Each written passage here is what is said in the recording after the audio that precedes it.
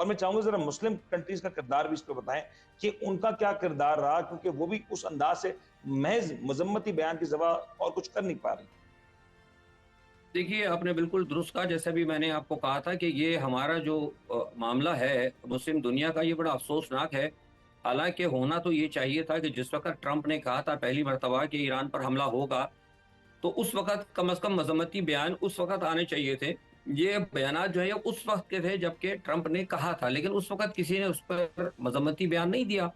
لیکن جب ایران کے اوپر پہلا حملہ جاریہ جب اسرائیل نے کر دی، تو اس کے بعد فوری طور پر یہ ہونا چاہیے تھا کہ او آئی سی کا ہنگامی اجلاس بلایا جاتا،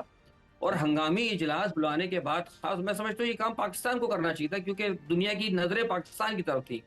پاکستان کو چاہیے تھا کہ فوری طور پر او آئی سی کا ہنگامی اجلاس بلاتا، اور بلانے کے بعد فوری طور پر یہ فیصلہ کیا جاتا سر کون بلاتا؟ کہ فیصل سوری تمام قطع کلامی کر رہا ہوں، کون بلاتا؟ شہباز شریف صاحب اس پاکستان وقت ملک سے باہر تھے، وزیر اعظم،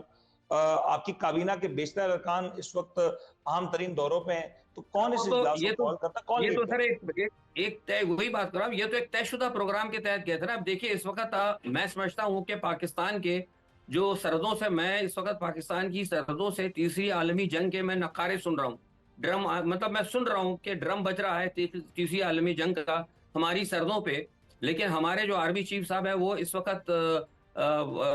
کیا کہنا چاہیے کہ سفارتی طور پر ہائی جیک ہوئے ہوئے ہیں، یا انہیں کہیں سے ہاؤس ریسٹ کر لیا گیا ہے۔ تو یہ کیسے ہو سکتا ہے کہ آپ کے ملک کے پاس بالکل، اور جو آپ کے بالکل آپ کو پتا ہے کہ کیا صورتحال ہے، ساری دنیا کا ایک امپورٹنٹ ملک ہے، سب سے بڑی اس کی فوج ہے، نیوکلیر طاقت ہے، اور اور ہمارا اس کے پڑوس پڑوس بھی کے ہے، اندر جی ہمارا پڑوس بھی ہے۔